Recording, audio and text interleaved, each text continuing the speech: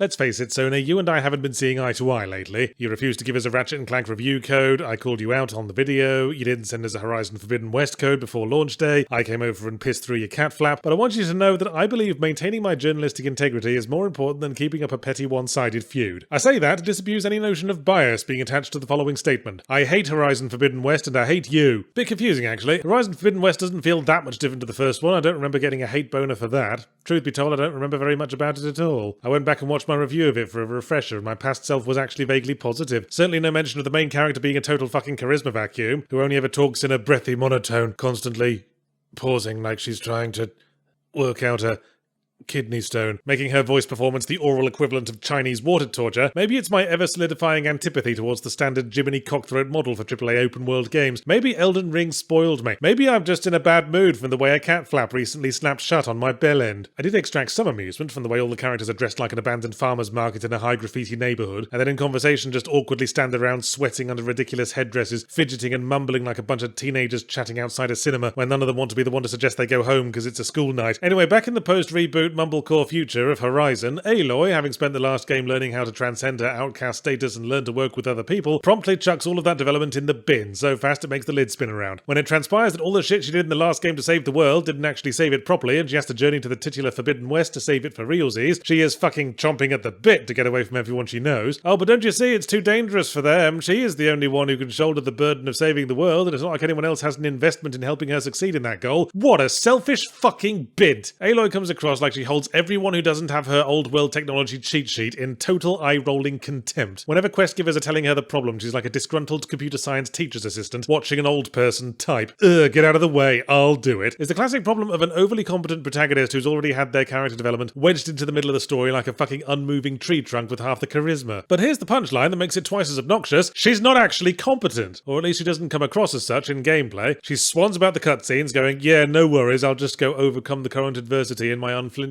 ginger finery. Want me to pick you up some baby wipes while I'm out? And then she runs out into yet another fight with robot dinosaurs and gets screamingly batted back and forth between two giant metal thagomisers for 5 minutes, while having to constantly scarf down healing berries like a Sony QA tester with a bottle of caffeine pills. At least she does when I'm controlling her. I was a bit under-leveled because I was trying to rush through Critical Path for the review. I did try a few random side quests, but all of them were variations on, oh, please rescue my close friend stroke family member who went alone to confront a robot stroke group of bandits in order to prove themselves and didn't realise you need protagonist status to get away with shit like that. So direct combat with robots was mostly me getting 9/10 of my health blasted off by an unexpected tail whip or missile barrage and having to frantically roly-poly into cover to suck down 3 acai smoothies. But I can only assume that's how it's supposed to go because all the combat areas are absolutely carpeted in berries. It's like the hemorrhoid ward synchronized swimming team out there. Oh no, I'm out of berries. Don't worry, just press a button to refill your berry pouch from your stash. Well, what's the point of even having a fucking stash mechanic if we can just teleport stuff out of it whenever? Are we trying to smuggle shit through airport customs? Oh no, I'm out of berries for real. Not to worry, there's a small health potion in my consumable quick select, just have to scroll through to find it. Trap,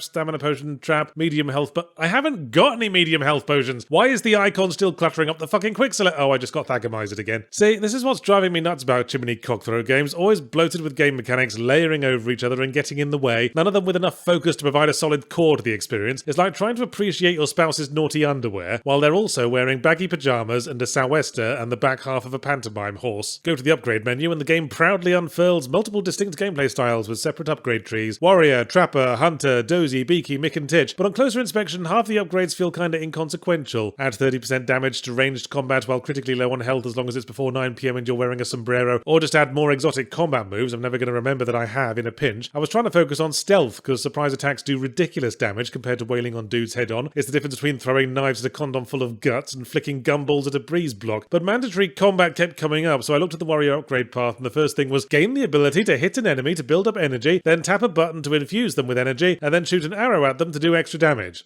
Anything else I need to do for this process game? Take down their names and addresses, perhaps? How about just more damage? Or a standard melee attack that doesn't look like we're trying to forcefully eject our own spine? So Horizon Forbidden West wasn't the best. The highest praise I could offer is that its world offers frequently quite spectacular visuals somewhere behind all the GUIs and objective markers, and omnipresent tutorial text that seems eternally worried I'll forget where the quick berry refill button is. I note the visual spectacle gets brought up a lot in other people's positive reviews, and to those people I would like to pose a small question. Have you ever tried pressing on your eyelids? If some pretty shapes and colours those really can sell the experience for you, then you might save a bit of money in future if you just sat on the couch pressing on your eyelids. Also, you can have the experience of listening to Horizon's dialogue by doing it while pouring cold porridge down your ears.